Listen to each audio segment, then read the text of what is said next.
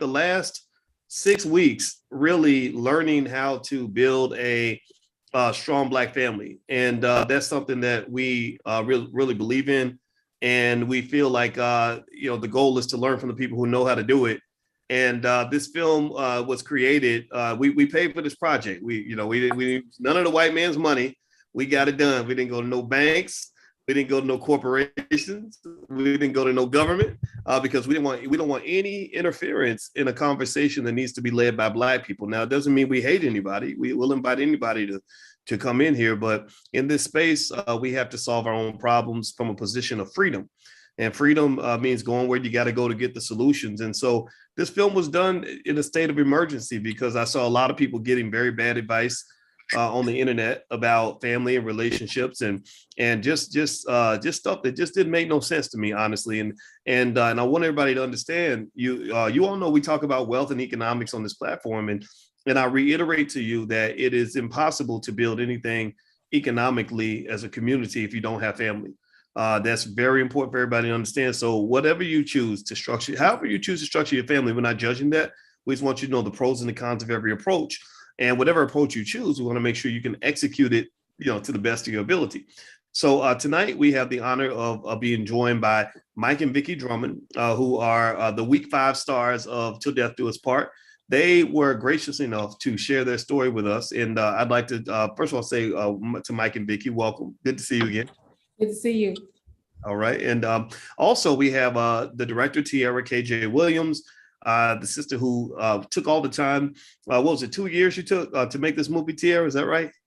2 years. Yep, yes. 2 years. In the middle of the pandemic. In the middle of the pandemic. So shout out to those Black women who get it done.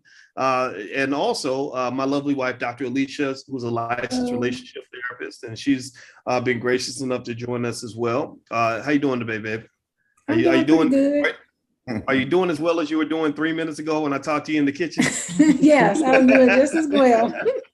I don't want to act like we ain't talked in a week or something. Yeah, we've been together all day. We just dropped our 18-year-old off to college, and that's a big deal. And Alicia's still feeling the emotion from that. She's going through the emotions of it, and I don't know. I'm kind of like nothing prepares you to drop off your son to college. That's my baby. Yeah, you'll always be my baby. Okay, so Vicky's nodding. I was kind of like, you can't come back now, right? Like, yeah, you have to stay here. You do know that. Now the mom was crying, but I wasn't crying. I was like, okay, come on now, let's go. Yeah, he was looking at you like, no, I don't want to come back. I did not want to come back. So it's the feeling is mutual. It's perfect. It works out perfect. You stay at your place. I'm gonna stay at mine. That's what you got to do. So we dropped him off at college, and that's and then just really sharing something that just kind of gives I guess this vulnerability. I know that a lot of us feel, kind of talking about honest experiences with family. His dad was there, and we see ourselves as really a 4-person unit, including the grandma, to really raise the kids together. And I talked to our son's father and his biological father, and we, I think he said something to me like, he said, yeah, it takes a village. I said, yeah, thank you for letting me be a part of this. I'm very happy. We were able, everything's easier when you do things as a group. And I think people forget that, so even something as basic as getting all his stuff into the building, the fact that I'm there and you got 2 grown men helping carry stuff up the steps and giving guidance and direction. And then the mother's there and she's doing her thing. And it was like smooth and seamless, as opposed to imagine one person. Imagine if he just had his mama and we were nowhere to be found. It would have been a very difficult situation. Not that it can't be overcome, but I want everybody to understand that when you have teammates, life is just easier that way. You two put the stress off of me. I didn't feel stressed out at all moving all that stuff in the dorm. Like, seriously, Boyce, you came through. His dad came through right on time. Everybody was right on time, and it was so easy, and it was less stressful for me and less stressful for him, for Quincy, for my baby. Yeah. Yeah, well, it was a win-win. Mm-hmm. Well, managing teenagers is like managing wild horses. Like. Because you just gotta get up, stop it, be quiet, hurry up. It's 11 o'clock. It's time to go. And it takes everybody I mean, like the grandma, she had to come in there and sit with him and make him do his work to make sure he got through school. Like it was just so it just takes a village. It really takes a village. So Mr. and Mrs. Drummond, how many kids do you have? We have three. We have three kids, and we just dropped our 18-year off at Texas Tech on Saturday. So That's right. I understand how she feels, because I broke down the way in the car coming back. But I didn't do it in front of him, but it was really hard. And it's still hard now, but I'm tearing up now because, just, yeah, it's just strange not having him here, even though he's very independent when he was even here, but it's just different. It's just different. How'd you feel, Mr. Drummond?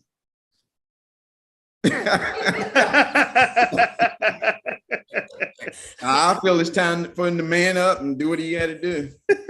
Yeah, and I like that balance. I identify with that. I didn't shed any tears. I said that's your mom's job. She's gonna cry, and I'm gonna be the one to kind of say, okay, come on, time to go. Let's do this.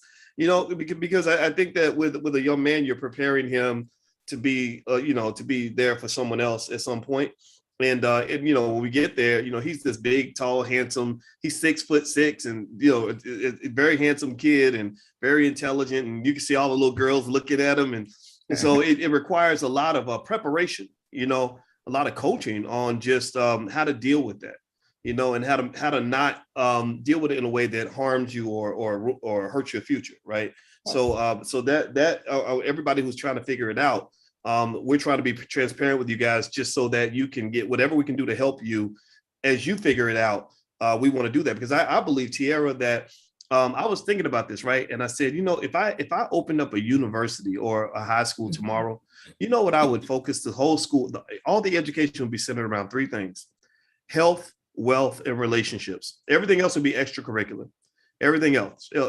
Why is that? Well, because typically your quality of life is measured by health, wealth, and relationships. It's measured by your physical and mental health. Are you eating the right food, exercise, and all that? And how's your mental health? Are you crazy and triggered and traumatized, or are you mentally well balanced and happy? Right? Wealth. Do you have financial security and a good source of income in an ethical way? And then relationships. How are you relating to the people around you, relating to yourself, relating to your spouse? Because those skills, like that ability to get along with another person that's in your household, is critical, because if your household goes into chaos, your whole life kind of goes into chaos, and your household breaks apart. Next thing you know, you got all these other problems that come up because you don't have anyone around to help you, because maybe maintaining those relationships is difficult. So I don't know. I almost think I think if I ever got a bunch of money, I will open a school and we will focus on those three things first. Everything else is extra. It would all still be there, but it would all be extra. What do you think, Tierra? I muted myself.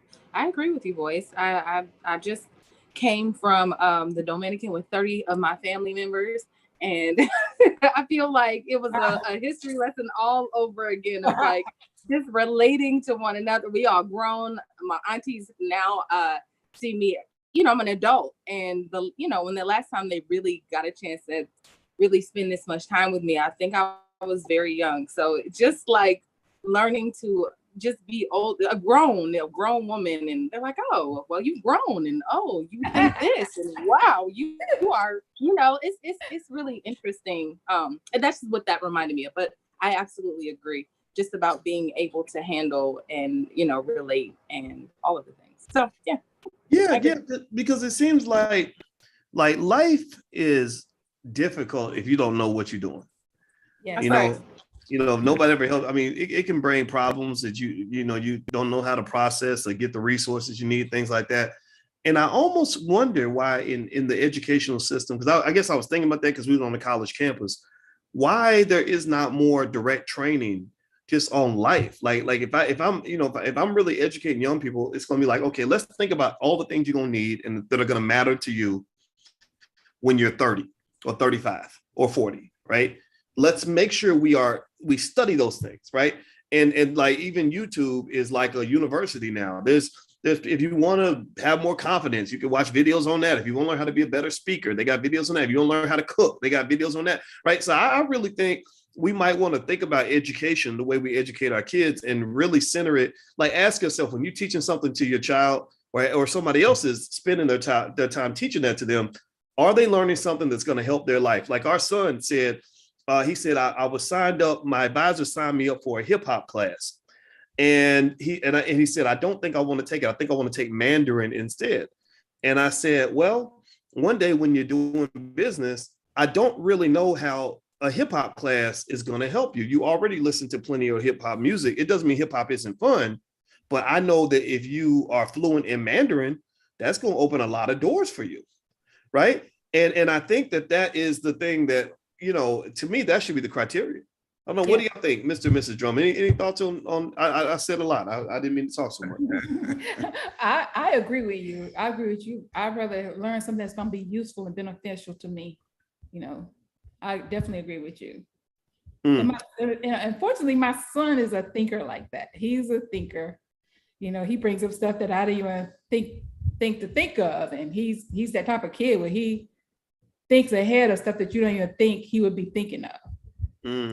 I love that. He's already, mindset is already, he want to have his own business. That's his goal, is to have his own business one day. Well, God bless you and your children. And thank you again for sharing your story.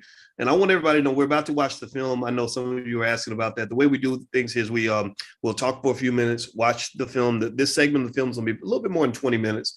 And then we have another conversation, maybe another 20 minutes or so, to kind of reflect on what we just saw. And also we hear from the director, because Tiara worked hard on this project, and I want her to get all the shine, like every inch of shine that there is in the whole galaxy, because she is Black girl magic. And also my wife, Alicia, happens to be a high-level licensed expert in relationships.